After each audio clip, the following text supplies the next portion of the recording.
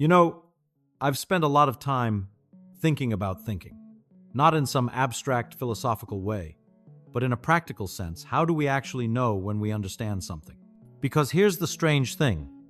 Most of us walk around believing we understand things that we don't really understand at all. Let me tell you what I mean. A few years ago, I was at a dinner party, and someone asked me to explain how a refrigerator works. Now, I'm a physicist. I should know this, right? So I started talking about thermodynamics, heat pumps, compression cycles, all the technical stuff. And then I stopped myself mid-sentence because I realized something uncomfortable. I was using words I knew, sure, but I wasn't actually explaining anything. I was just reciting. If that person had been a child or someone with no background in physics, they would have been completely lost. And that bothered me. It bothered me because I had confused knowing the name of something with knowing the thing itself. This happens all the time. We learn vocabulary. We learn formulas. We learn to recognize patterns. And we mistake all of that for understanding. But understanding is something different. Understanding is what's left when you take away all the fancy words. So I started doing something that changed the way I learn everything. I started pretending to teach. Now, I don't mean I stood in front of a classroom every time I wanted to learn something new. What I did was simpler than that. Whenever I came across an idea I wanted to really understand, I would find a blank piece of paper and I would write out an explanation as if I were teaching it to someone who knew nothing about the subject. Not another physicist, not a colleague. Someone who had never heard the word thermodynamics or momentum or entropy. A curious person with no technical background. Maybe a bright 12-year-old. And here's what happened. Every single time, without fail, I would get stuck. I'd be writing along feeling confident, and then I'd hit a spot where I'd write something like, and then the system reaches equilibrium because, and I'd stop. Because what? Why does it reach equilibrium? I thought I knew, but when I tried to explain it in plain words, I realized I didn't. I had a vague sense of it. I could use it in equations, but I couldn't explain it. That moment, that uncomfortable moment of getting stuck is the most important moment in learning, because that's the moment when you discover the difference between what you actually understand and what you only think you understand. Most people avoid this moment. When they hit that wall, they tell themselves, well, I understand it well enough, or I don't need to know it that deeply, and they move on. But that's exactly backward. That wall is where the real learning begins. What I do when I hit that wall is simple. I go back to the source. I open the textbook again. I reread the section I thought I understood, but now I'm reading it differently. I'm not reading to collect information. I'm reading to fill in the specific gap I just discovered. I'm reading with a question in mind, and that makes all the difference. You see, the first time you learn something, you're trying to absorb everything at once. It's overwhelming. But when you go back with a specific question, why does the system reach equilibrium? You're like a detective looking for one particular clue. You read past all the stuff you already understand, and suddenly you see the sentence or paragraph that answers your question. It jumps out at you. And now you really get it because you needed it. Then I go back to my blank piece of paper and try again. And I get a little further until I hit another wall. And then I go back to the source again. And I do this over and over until I can explain the whole thing, start to finish, in simple language that anyone could follow. Now you might think this sounds tedious, and sometimes it is. But here's what I've found. It's actually faster than the way most people study. Because most people read through their textbooks or their notes multiple times, highlighting things, making flashcards, trying to memorize. They spend hours and hours, and at the end of it, they still don't really understand. They've just become better at recognizing the material when they see it. But when you use this method, when you force yourself to explain it in your own words, you're doing something much more powerful. You're not memorizing someone else's explanation. You're building your own understanding from the ground up. And that kind of understanding sticks. You don't forget it the week after the exam. It becomes part of how you think. Let me give you an example that has nothing to do with physics because I think this applies to everything, not just science. Let's say you want to understand how democracy works. Not just the definition, you can look that up in 10 seconds, but really understand it. How do you do that? Well, you could read books about democracy, You could learn about the separation of powers, checks and balances, representative government, all of that, and you might feel like you understand it. But try this instead.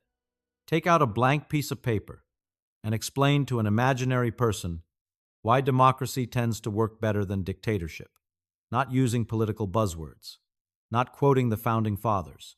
Just explain it in your own words, from first principles. You might start writing something like, democracy works because people vote for their leaders. Okay, but why is that better? Because then the leaders have to do what the people want. But do they? What stops them from ignoring what people want once they're elected? Well, they'll get voted out next time. But what if they change the rules so they can't be voted out? What stops them from doing that? See what's happening? You're finding the gaps. And those gaps are where the interesting questions live. Why do we need an independent judiciary? Why is freedom of the press important in a democracy? Why do we need peaceful transitions of power?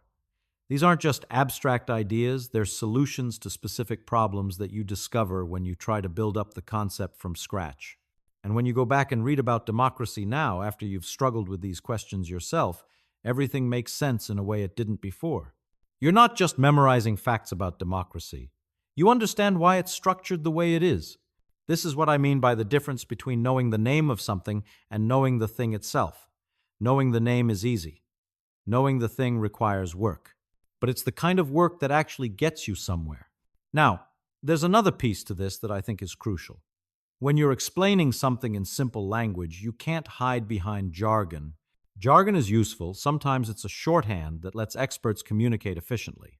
But it's also a trap, because it lets you fool yourself into thinking you understand something when you're just familiar with the words.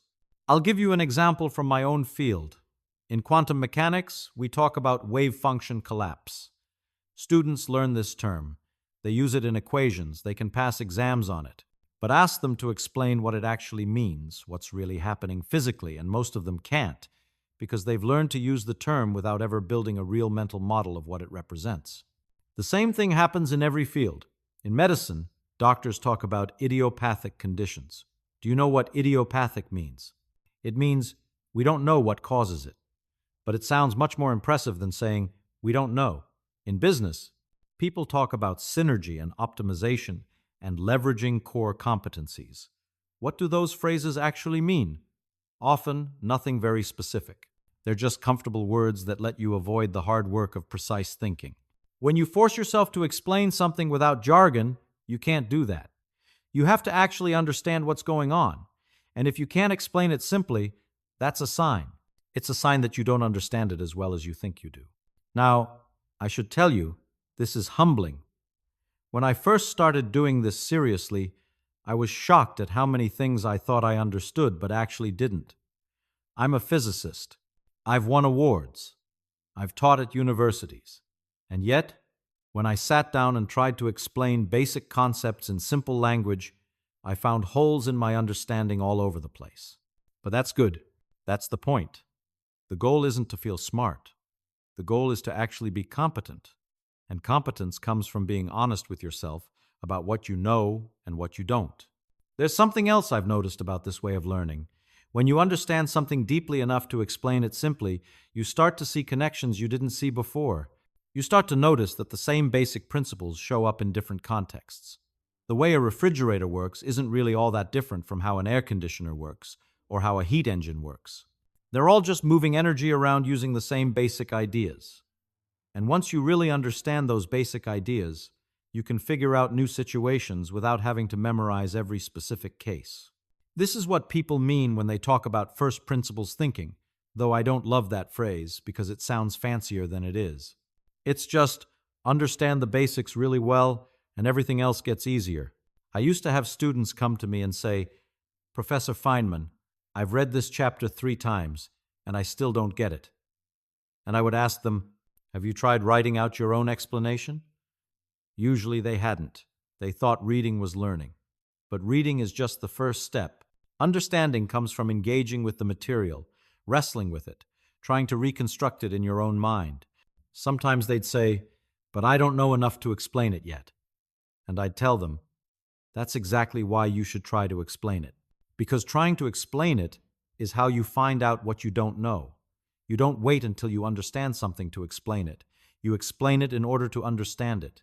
It's like the old saying, you don't really know something until you can teach it. But I'd go further than that. You don't really know something until you can teach it to someone who doesn't already speak your language, who doesn't already share your assumptions.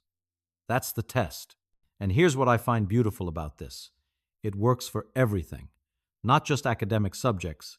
You can use this to understand how your car works, or how the economy works, or how your relationship with your spouse works. Anything that's worth understanding is worth trying to explain in simple terms. Let me tell you about one more thing I've noticed. When you explain things this way, you often end up with an explanation that's different from the textbook. Not wrong, just different. You come at it from a different angle, use different analogies, emphasize different aspects, and that's fine. In fact, that's better than fine, because that explanation is yours. You built it. You understand why every piece is there, because you put it there yourself. This is the opposite of what most education does. Most education tries to give you someone else's understanding, already packaged and complete. Read this. Memorize that. Here's how to think about it. But understanding doesn't transfer that way. You can't just download someone else's understanding into your brain. You have to build your own. Think about it this way. If I wanted to teach you how to cook, I could give you recipes. I could tell you exactly what ingredients to use, exactly what temperature, exactly how long to cook it. And if you followed my instructions precisely, you'd probably make something decent. But you wouldn't really know how to cook. Because the first time something went wrong, you didn't have one of the ingredients, or your oven runs hot, or you wanted to make twice as much, you'd be lost. But if instead I taught you about how heat changes proteins, how salt enhances flavors, how fat carries aromatics, how acid balances richness, if I taught you the principles, then you could figure things out yourself. You could improvise. You could create. You wouldn't need my recipes anymore. That's what this method of learning does. It teaches you the principles. It forces you to understand how things actually work, not just what steps to follow. And here's the thing. This isn't just useful for learning subjects. It's useful for living, because life constantly throws situations at you that aren't in any textbook. New problems, unexpected challenges, things you've never seen before. And if you've spent your life memorizing other people's solutions, you're not prepared for that. But if you've spent your life understanding how to think things through from the ground up, if you've practiced breaking things down and building them back up in your own words, then you can handle novelty. You can figure things out. I think this is really what education should be about. Not filling people's heads with facts, not training them to pass tests, but teaching them how to think, how to question, how to understand, how to be honest with themselves about what they know and what they don't. And it starts with something as simple as a blank piece of paper and a willingness to admit that you might not understand something as well as you thought. That's all it takes. That willingness to be wrong, to be incomplete, to be still learning. Because here's the secret. We're all still learning. Every one of us. The smartest person in the world is still confused about most things. The difference is just that some of us admit it, and some of us pretend we're not. I spent my whole life being confused. Still am. But I've learned to be comfortable with that confusion because I know it's temporary. I know that if I sit down with a blank piece of paper and work through it step by step in simple language, eventually it'll make sense. Maybe not today, maybe not this week, but eventually. That's the real lesson here, I think. Understanding isn't magic. It's not something you're born with or without. It's just work. Patient, humble, honest work. Trying to explain something, finding where you get stuck, going back, trying again, over and over until it clicks. And when it does click, when you finally really understand something, when you can explain it clearly and simply, when you can see all the way through it, that's one of the best feelings in the world. Not because it makes you special, but because it means you've done something real. You've added something to yourself. You've grown, and you can do that with anything, at any age. You never stop being able to learn. You just have to be willing to pick up that blank piece of paper and start writing.